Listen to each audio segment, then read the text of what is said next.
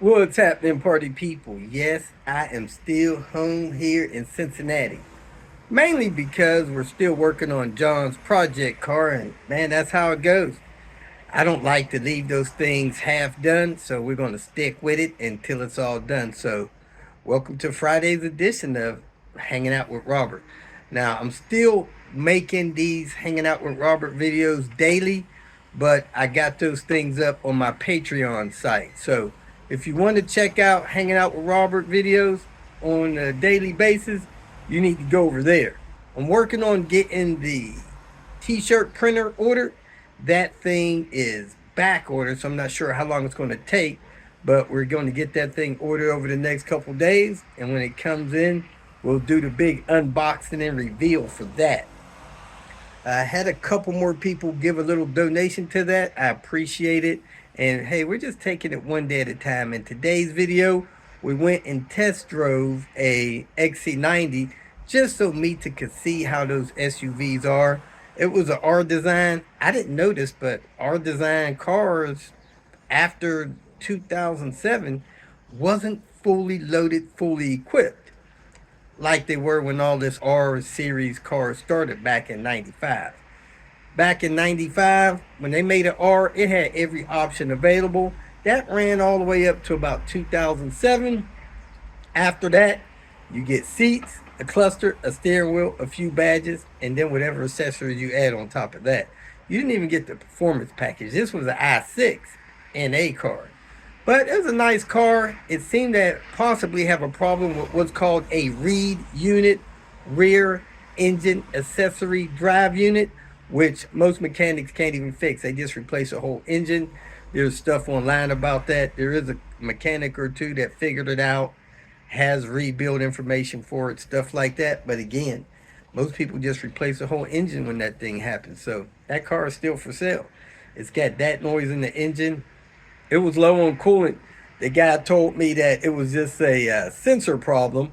I popped the hood, looked at it. It was out of coolant. I said, "Hey man, your car is out of coolant. You want to add some?" He's like, "No, it's just a sensor. See, there's a little bit." I said, "Okay, I'll test drive the car and blow the engine up if you want to, but I'm trying to help you out. You can put some coolant in there, or I could drive it like this. Doesn't matter to me. It's not my vehicle. Just trying to help you out." So he went and got some water or coolant, put it in there. We went for a test drive. Those are nice trucks. They are extremely safe. You can equip them pretty heavily. And, a lot of people like SUVs. They like sitting up a little bit. They like the space in them. Mostly, they like them up for the vision of them. Other than that, in this video, I went to the salvage yard, went back to 2 Stack Jacks to check on a couple of parts. One of which I need to mail out as a fan resistor. And I was looking for a couple other things that I might have needed. Then I got on Lemonade to replace the evaporator. And there's other things I did during the week. Again, those videos are posted on the Patreon side. I had a giveaway or two posted over there on the Patreon side. And man, the people that check that site, go in there to watch the videos that's there, they consume that quick. So we went through our garage, got a lot of stuff cleaned out. Some of the stuff that are duplicated, things I got from vendors and stuff like that. If I don't need it, I'm going to put them up there for giveaways. So if you're bouncing around in there, you don't have to pay to watch things there. Kind of tired of cluttering up YouTube in general with the daily videos. It doesn't pay to do it. The viewership is down. More editing when you publish something publicly like that. So I'm just putting it at the Patreon side. That's what's going on with me. Hope you have a great weekend, and thanks for watching. Kicked off the active part of this day. Went to check out this Volvo XC90. Something for me to drive around town when we're home. And man, it was a little surprising.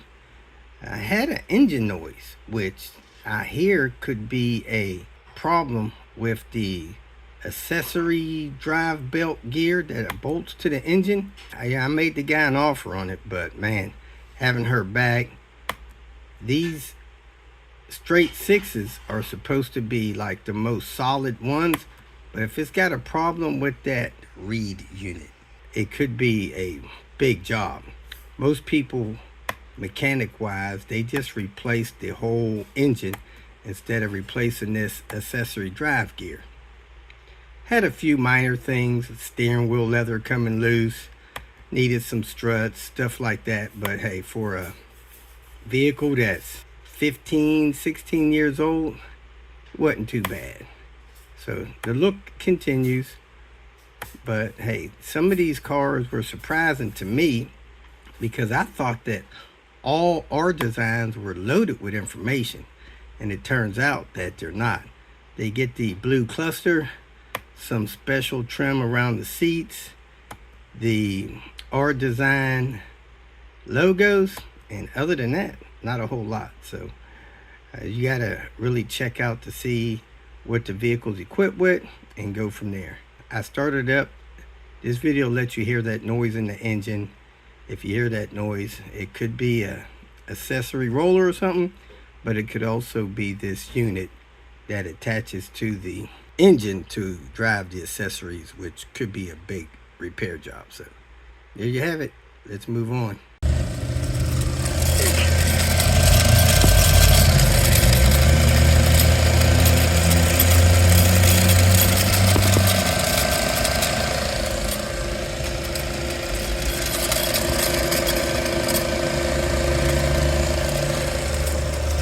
Sounds pretty quiet. Pull into load. Hello. How are you? Pretty good. Folks, we are back at Two Stack Jacks. Really just doing a check to see what's available and see what's happening. I see they still got the cars on wheelies. They got wheelies. Uh-oh, they got a clear walking path to the imports. And they got BMWs all the way out here. Isn't that special? They said they had a 99 back here. I don't know if it's the 99 that's been back here for 6 years or if it's a fresh one. We're about to find out. I need a little part for one of my buddies. I need to get out of here because I need to go back and do Lemonade's evaporator so I could get back to normal business. But look at here, man. They got these things on wheelies on the subframes. Lots of Volkswagen, Audis, BMWs, now Jaguar. Hey, hitting up the foreign cars good. This is awesome. Do do do do do do do. I can see if this thing has a newer ETM or not. Man, I like those wheels. There's some nice wheels on this Volvo. Whew.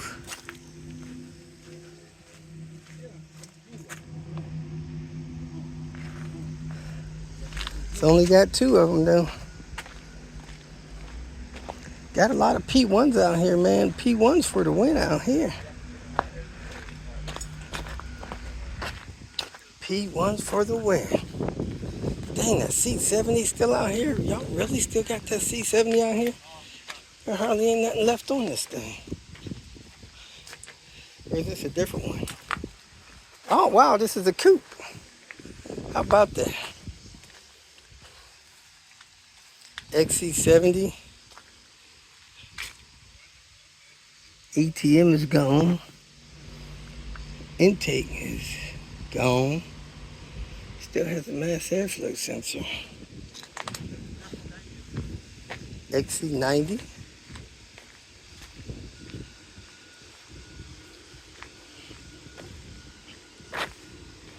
Uh-oh. Had a couple over here heading away. All right, let me get what I need, get out of here, because it is hot. Hot, hot, hot. S80. The luxury flagship. Oh, this place is usually infested with mosquitoes, too. And there's no space between here. The coupe. It's the coupe. Time to tear in the lemonade. I need to back up Elizabeth's car. And unfortunately, somebody whacked it this morning. Trying to squeeze by. Man, they hit that car good.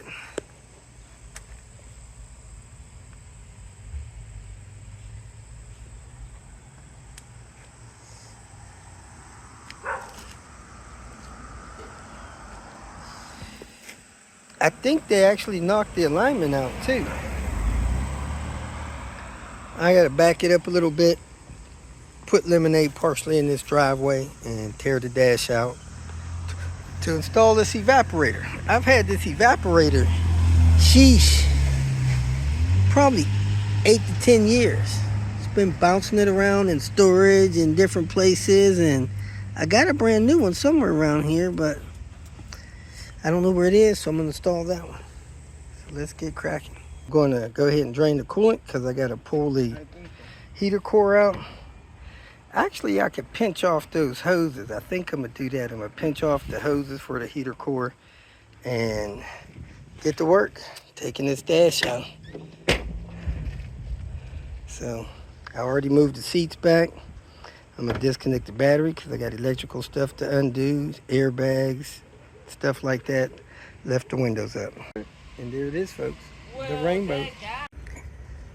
So I got the cowl off. I did have a cabin air filter in there, so that was good, but it needs to be replaced. I gotta unplug that, get that out of the way.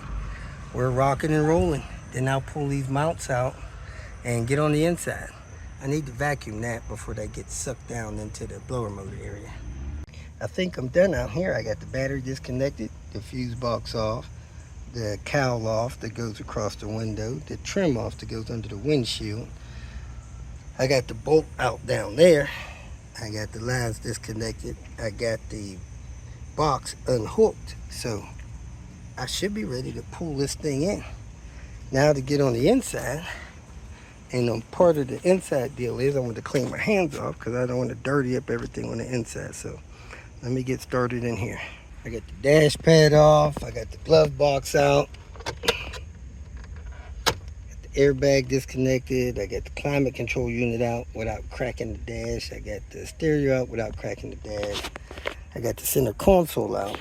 I do have this hole in this piece here. I got one of those in the garage, so I'm gonna go find that. I need to protect my knob. I might pull it off to protect it because I don't want to scratch it up or crack this rubber or damage it when I pull this dash out. Now I'm gonna take this collar off. I got my famous screwdriver over there for that. And then I'm gonna take the steering wheel off and the airbag. Let's keep moving. Have some dash repair to do already. This driver's side mount for the cluster came loose, so I gotta glue and plaster that on.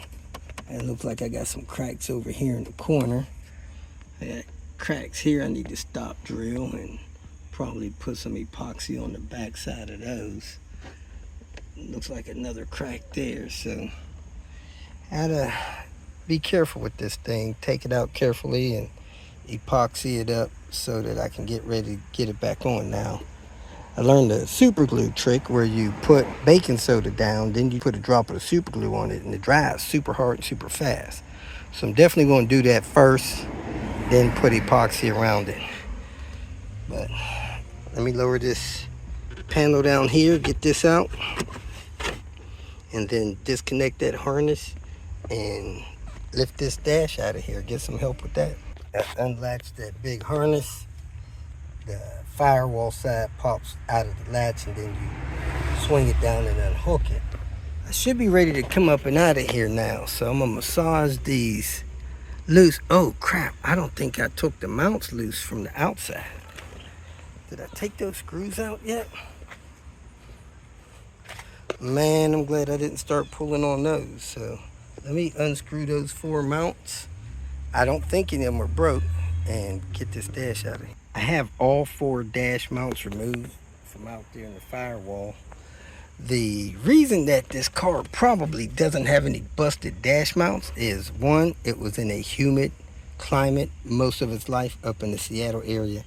Number 2, they don't have a lot of UV rays.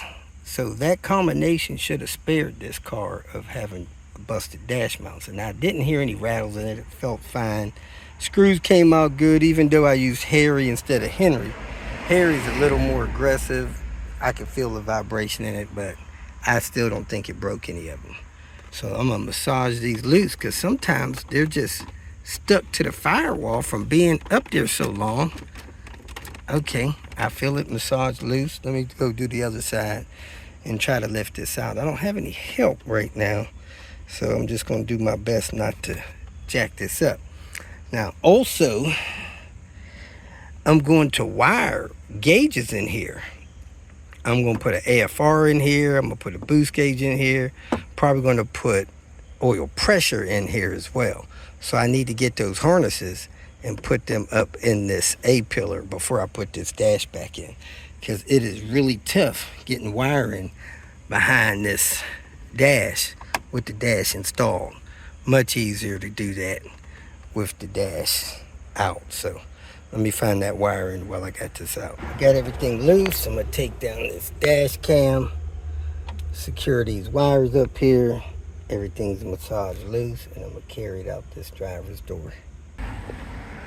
A couple things I didn't remember. One, part of this big harness has a black plug on it that comes with the dash, and that plugged in here. And two, this accessory plug that's in the dash, I wired in my tow hitch to that hot power, and I'm gonna need to cut that to cut the dash loose. So let me go ahead and snip that, and I'll be able to pull this dash out. And here it is, folks. Miracle on 2nd Street. This is what it looks like when all of your dash mounts are still intact and none of them are broken. And now is a good time to support them. So I'm gonna strap them up before I put them back in. Let me go down here and work on getting that evaporator the rest of the way out. Heck, even that's intact, not broken. This one is cracked. I'm gonna support it with some epoxy, but it's in good shape. Looks like I got some cracking right there behind my glove box.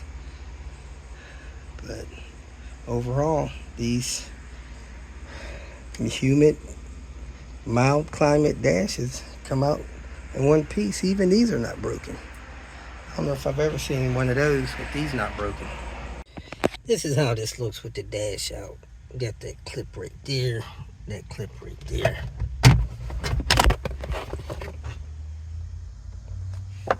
Now this vehicle has a power amp, so I need to take that out. I need to take this stuff out that's supported here. I think I'm gonna take it all out in one piece. If it'll come, I'm gonna take that bolt out there, those couple of bolts out there, and I think there's a bolt down there, and this whole piece should come out.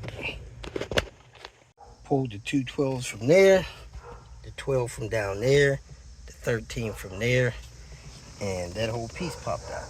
That's easier than shooting those 13 nuts through there. I also had to unplug that purple wire that went up to the airbag plug.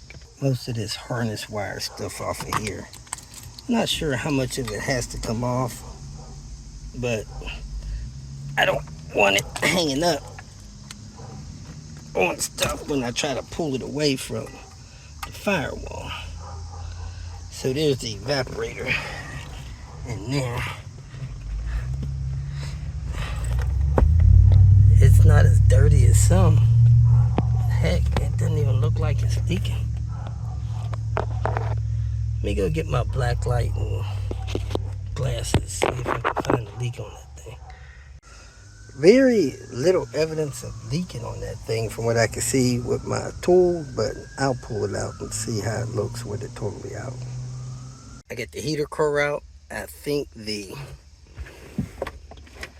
thing outside held it. I don't know, I might have poked a hole in the gosh dang bag already. That's wet. Hopefully not. Hopefully it's just a heater cord leak. But this heater cord was put in not too long ago. 10, let's say 23. Yep, 10/4/23. So those gaskets should be good. I got these pulled away. I'm gonna see how much of this. I got this unlatched. I'm gonna see how much of this I gotta pull that. I'm gonna massage this thing in. I got all 4 of the bolts out of it. That's a guide that needs to be taken out. And I think I have enough electrical stuff out of the way. So let me grab it, see if I can massage it in, and see what else I got to do to get at this evaporator, because I already have the gasket pushed in out there. Should come out pretty easy. Let me see if I can pull these hoses out of it just a little bit more so they're not holding on to it. Ah, yes.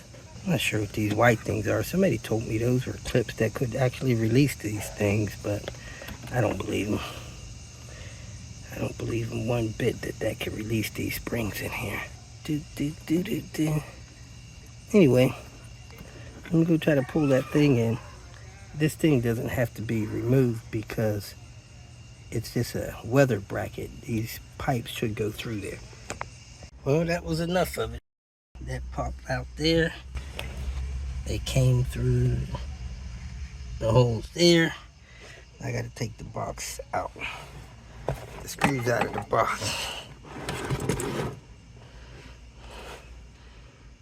I don't know if I needed to take that unscrewed or not, just unplugged it. But anyway, let me get these screws out from here. Try to look down over there to see how everything is put in. So that goes there. I'm not sure what that's for. Maybe pull some air in it. But let me go ahead and get these screws loose. So that was it. Got Lemonade tore apart, put it back together. So hey, you got to see how that turned out. It's a lot of work tearing out those evaporators and trying to fix that AC. A lot of people, man, they didn't have AC in these cars for years on top of years. I would probably guess that Lemonade probably didn't have a working AC for 10 years, probably 15. It works, but it leaks out the refrigerant so fast it's not even worth servicing it. This thing can consume 2 cans a day. They say it's safe for the environment, but then they complain about it, and some states have outlawed it, so it's probably a lie we were told. But I'm getting it fixed, and I'm going to enjoy having that car at full mechanical sound order. So I appreciate you watching. Again, if you want to watch more videos, they're over there on the Patreon side, other than instructional videos. I'm not locking up any of my useful instructional videos that people need, although you do miss tips and tricks in these videos here. So if you want to go over to Patreon and check it out, you're welcome to do so. Thanks again for watching. If you feel that this information was useful, please like it and share it with your social media friends. You can subscribe to my channel so that you will get notifications of future videos that I post. You can follow me on Twitter, and if you need to contact me directly, please visit my website. And if you have any questions, leave them below, and someone or myself will reply to them. Again, thank you very much for watching.